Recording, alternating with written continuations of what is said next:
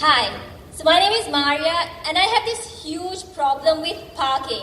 One is that I find it really hard to find parking slots, and two is that I cannot be bothered carrying change in my pocket to pay for parking.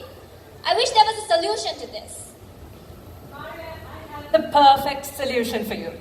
Ladies and gentlemen, a very good evening. I am Anagi Perera from Park&Pay. So the main four problems that we're focusing on are the inability to find parking, the hassle that you have to go to when paying for parking, as Maria said, and that's from a driver's perspective. Let's take it from a car park owner's perspective. So they find it difficult to handle the manpower related to parking, and also they don't have enough data and statistics to make decisions related to parking. So our solution is very simple.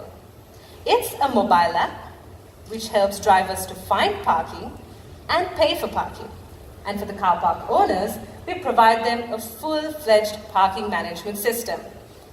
So, the car park owners, this solution can be catered to private car parks, which can be shopping malls, offices, hospitals, etc. And also in public car parks, which are the on-road car parks owned by the municipality. And next, it's the most exciting part of our solution. It's the rent model. It's more like the Airbnb model for parking. Now let's say you drive off to work and your garage is just free at home. You can earn an extra buck by just renting it out to someone else. So this is the driver's app. The driver can simply log in. He can navigate to his slot or book the slot. And once he's there, he can start parking. And then once it's done, he can simply end it. And a digital receipt will be displayed for him to make the payment. This is the ticketing agent's app. So there's always a person there who's there to monitor the car park, write manual tickets. So this is a solution for that guy. So he can log in, he can enter the zone which he's at work on that day, and he will be getting real-time updates of the car park. And some of you might have the question saying, what if all drivers don't have this app? So the ticketing agent can on and off the meter on behalf of the driver. So this is the web application which will be given to the car park owners. They can monitor all the data and statistics to make decisions. Our features at a glance. So we show the fastest route for you to reach your parking slot. You can check your history, you can add multiple vehicles, you can reserve parking, and also you will get an alert when your parking is going to exceed. Advanced features. So in Sri Lanka, parking is a huge problem. So there's the fining process. So we can cater the fining process in our solution as well. And also if a car park owner wants to have an IoT device in their car park, we can provide that solution as well. Next, for the payment, we are planning to have a direct debit payment methods integrated to our solution. Our business model is very simple. We take 5% of each transaction that happens through the app. So our financials, the yellow line shows the projected financials, and if we get an investment of 0.5 million USD, we will show a 65% growth. So this is our global expansion. So we're already speaking to a couple of partners in Belgium, India, Malaysia, and Brisbane. So our long-term goal is to have a platform where our global competitors can connect to one platform so that we can have one global platform for parking. So this is the basic execution plan. Car park owners, the parking lenders, and the local authority, they can add parking to our solution, and simply the drivers can find parking. Our go-to-market plan. So we approach the users via social media, and the car park owners, we approach them through strategic discussions and partnership approaches. These are our competitors in Sri Lanka. So there's Tenaga, the Park Smart app, and also the Park.me app. And this is our journey globally. So we've been in a couple of accelerators and also had the international exposure as well. This is our team. I am Anagi. We have Madhusika and Maria who will be joining us. So thank you very much, ladies and gentlemen. Open for Q questions. Just one question before I hand it over to the judges. If I forget where I park my car, can it find out as well? Sorry? If I forget where I park my car, can it find it as well? Yeah. So that is 8 minutes, fire away. Is this launched anywhere right now? You showed in the map where you guys are going to go. Is it launched in Colombo? No, we are currently talking to the Colombo Municipal Council. So before reaching out to the drivers, we want to set up the parking, the portfolio. So we started off with this Colombo Municipal Council. So I would congratulate you for the componentry of your presentation. You covered some important topics. The questions that I have are related to the content of each one of those components. And you kind of breezed through it, and I got a little lost in the translation, and that wasn't a linguistic issue. My biggest question, I guess, and I have a number of them, I won't start with how many other guys are doing this and your competition, what's your presence, and how do you compete, and what's your difference. I didn't ask those questions. The one I want to know is, how do you justify the hockey stick? And by the way, classic hockey stick, I really loved it because I wanted to see if somebody would do this. How do you justify that hockey stick growth? You know what I mean by hockey stick growth? So you're whoop, up and to the right, kind of looks like Dell's sales model.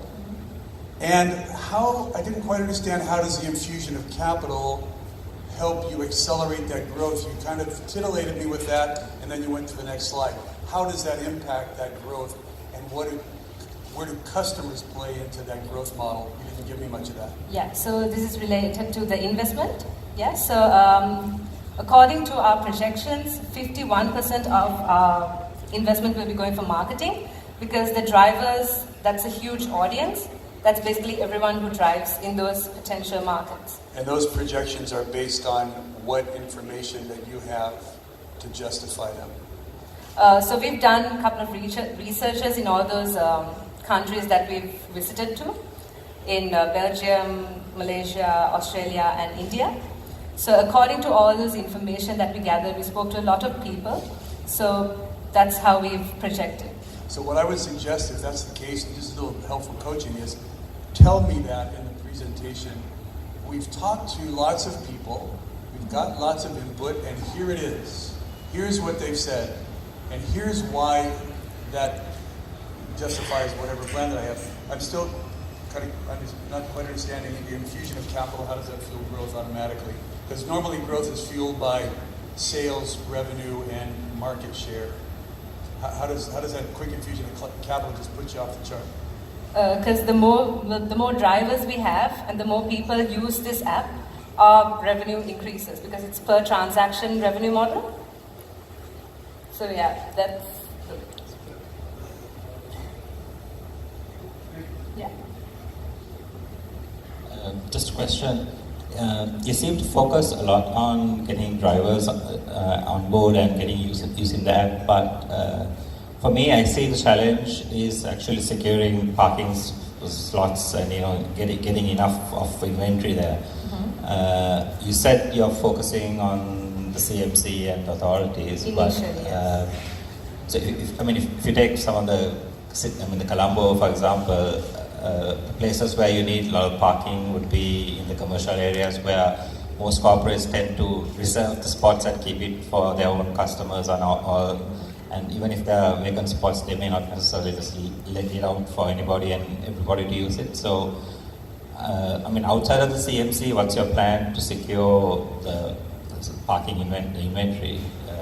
What was the plan there? Yeah, so we are also planning to approach the corporates, and so most of the corporates, they have corporate packages for their employees, where they reimburse their parking fee.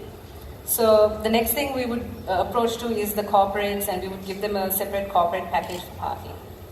And we're also approaching to the shopping malls and the new upcoming apartments, and that's where we're going to after the CMC. So what is your key differentiator? Is it the rent-a-garage piece that what makes you different from your competition, or where do you see your biggest strength vis-a-vis those in the market already? So we have competitors basically globally, but in Sri Lanka, how we're different is we give a platform where people can find parking, so we show them the exact place where they can find available parking slots. And also we give them the payment solution as well. Globally, how we're different is we are going to give the base platform so that all the competitors or upcoming parking companies can plug into the API and build their apps on our platform. Sorry, also to add to that, so our competitors right now, mostly it's you need to have cash in hand to pay for your parking, whereas from our app, you can just pay without cash. It generates a QR, on app itself, when you stop the meter, it shows a digital bill and you can pay it on your app itself. What might help you is a competitive matrix. I would suggest you think about putting one of those in your presentation that says, here's what we do, here's what they do, and be honest with yourself and others. The rent-a-garage thing I'm still stuck on, so why did you mention that, and is your competition doing that, and have you taken customer feedback on yes or no, we would not like to, or we would like to rent our garage space? So the main reason to actually have that feature is, now during events like maybe cricket matches or concerts, around that area there's a limitation of car parks. So the people can increase the number of slots. So that was the main reason to add that feature. But my question really is, have you validated that with users, actual people who said, you know what, I would rent my garage and I would do it in this way and I would pay for you. So you've got some data there that says it does. Yeah. And is your competition doing that? No. So far, no. What's the status of your system development? Our system is developed already. So we have launched the app on Android, Google Play Store, and we're still working on iOS. So the web portal is already made, so the ticketing agent app is also done. So yeah, we're getting car park owners on board right now. And so could you break down further the investment requirements? So you mentioned quite a lot of marketing expenditure. Yeah. So have you got any more tech expenditure or capex that needs to happen with that $500,000, or how does it break down? Yeah, so there's marketing and then there's the IoT device, because apart from Sri Lanka, the other parts of the world, many of the car parks, they don't have the human factor there. So they prefer to have the IoT device installed in their car park. So that goes to the rest of about 35% of the investment goes for the IoT device as well. And the rest is for operations and traveling and all that. So 35% IoT device. How much is marketing? So also, sorry to add to that. So also we are white labeling our product, and we are trying to give it to foreign markets. So we need to travel overseas as well and meet the clients and talk to them and have this discussion. So there's also the travel cost for overseas and meeting them and all that. Yeah. And so your 5% fee. How much? What's your monthly burn rate? And so how many different car parks and drivers do you need in place to cover your monthly costs with the 5% fee? Right, so annually, like for the first year, we've forecasted for 2,000 slots. Yeah, so by the second year, we'll be breaking even. So that is without the investment. So, time's up. Yeah. Thank you so much.